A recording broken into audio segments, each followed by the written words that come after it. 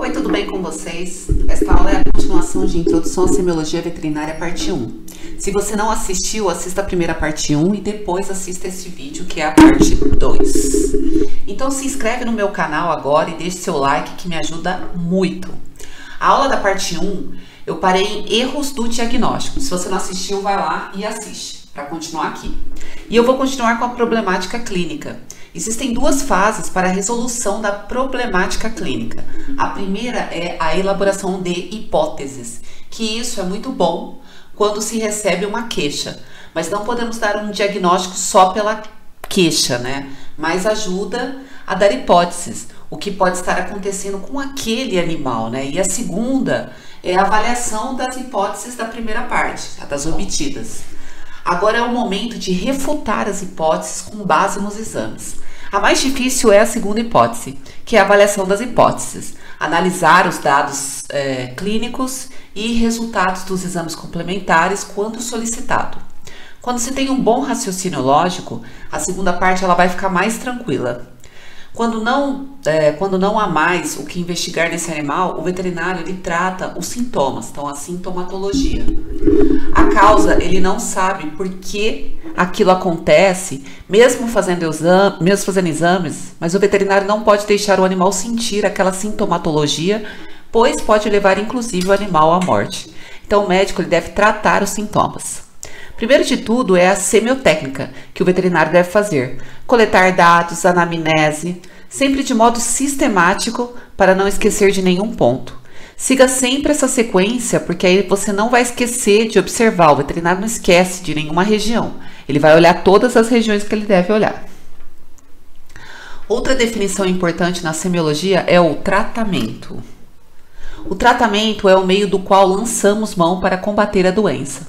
O tratamento ele pode ser cirúrgico, manejo, terapêutico, fisioterápico também pode ser. Por incrível que pareça, a eutanásia ela é uma forma de tratamento. E a eutanásia ela deve ser feita caso não há possibilidade em curar o animal ou fazer que o animal consiga viver um pouco mais. O exame clínico é uma busca de informações para estabelecer um diagnóstico. É quando há a coleta de dados, então o veterinário vai usar os meios e os métodos para realizar esse exame clínico. O intuito do exame clínico é o diagnóstico presuntivo, que vai ser o diagnóstico provável, que nem muitas vezes chega a esse diagnóstico, né? O certeiro.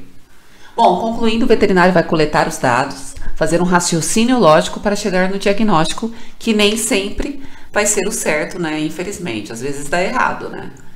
Em relação aos métodos da exploração clínica ou métodos de exploração semiológica, esses métodos, eles são clássicos e também são chamados de convencionais. Quando se fala de uma inspeção, é quando o veterinário ele observa o animal, mas ele não observa o animal como o tutor observa o animal dele. É uma observação querendo enxergar. O veterinário ele precisa avaliar as alterações que esse animal está apresentando apenas pelo hábito de observar uma caminhada, uma respiração. Então esses dados eles vão ajudar o veterinário a fazer um raciocínio lógico para chegar no que ele quer, né, no diagnóstico. Nessa inspeção tem-se geralmente 78% do exame clínico, portanto 78% está na inspeção. É como se tirasse umas fotografias de regiões que indiquem uma possível alteração do animal. Se ele, por exemplo, está claudicando, pode-se inspecionar os membros motores do animal. Será que a patela lá está deslocada ou fez um deslocamento, né, quando caminhou? O veterinário, ele já pensa, né, que pode haver ligamentos frouxos. Portanto, a inspeção, ela dá subsídio de 78% do exame clínico. Um diagnóstico por inspeção nem sempre vai necessitar de outros métodos de diagnóstico. Mas, hoje em dia, né, o veterinário ele deve se precaver sempre. Se ele consegue observar uma alteração nesse animal por meio da inspeção, também, né, é melhor pedir exames, né, complementares. Mesmo que a inspeção já pode ser suficiente, é sempre bom solicitar exames, pois pode ocorrer um equívoco, um erro na inspeção do que ele olhou. É sempre relevante provar o que o veterinário pensou. Então, Fica mais claro quando o exame complementar confirmar a alteração e a intensidade dessa alteração que o veterinário identificou. Então, o veterinário ele vai provar com A mais B, que aquele necessita da terapêutica que o veterinário irá identificar. Bom, agora a inspeção. Ela pode ser direta ou indireta. A direta é quando não tem nada entre o olho do veterinário e a área que ele está observando. Então, ele pode fazer uma inspeção direta de mucosa, pelo, pele, movimentos respiratórios, aumento de volume. Seria um edema, por exemplo, uma retenção de líquido, pode ser esse volume. Um exemplo é o veterinário fazendo uma inspeção na cavidade abdominal e percebe um aumento do volume. O veterinário ele já vai pensar, né? Nossa, será que é um líquido? Será que é um gás? A inspeção indireta é quando há algo que funciona, que colabora o veterinário olhar melhor aquela alteração. É quando tem um aparelhinho entre o olho do médico e o que ele está vendo. Um exemplo disso é quando for avaliar o conduto auditivo de um animal. O veterinário ele vai utilizar um otoscópio. Ele tem muita luz dando para enxergar bem o conduto auditivo, podendo até chegar a ver os pólipos do animal. Outro aparelho é o laringoscópio, para fazer a avaliação das vias aéreas da laringe, né, também aí. O almoscópio, que é outro aparelho, ele avalia os olhos do animal.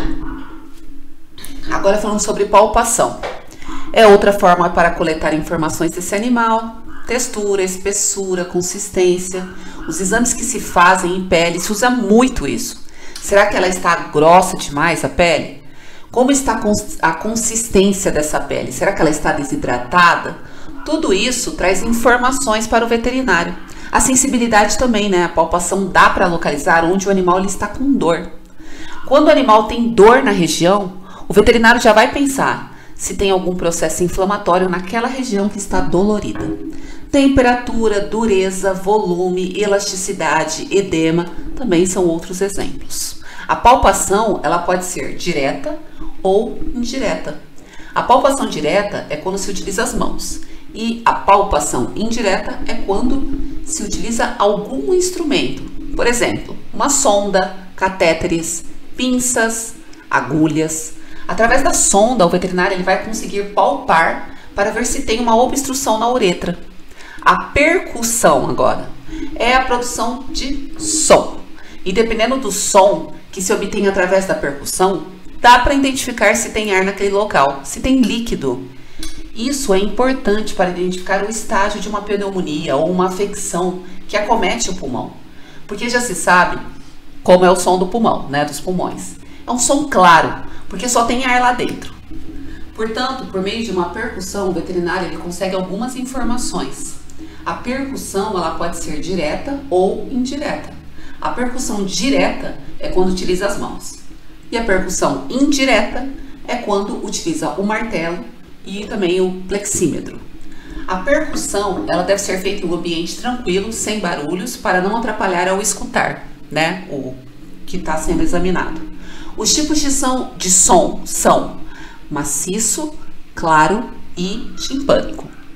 O maciço é aquele som que não tem propagação de ondas dentro dele, pois não tem ar dentro dele. Um exemplo disso é o fígado. O claro é o que tem muitas propagações de ar, ou seja, tem ar. E um exemplo disso são os pulmões. E o timpânico é semelhante ao som de um tambor, som de estruturas ocas. Bom, espero que você tenha gostado desta aula. Se inscreve no meu canal agora e toca no sininho das notificações para receber todos os meus vídeos a partir de hoje. No Instagram eu estou como @FAAprender. Lá tem muito conteúdo para você e vai ajudar muito nas provas. Bom estudo, até o próximo vídeo e tchau! Não esquece de deixar seu like.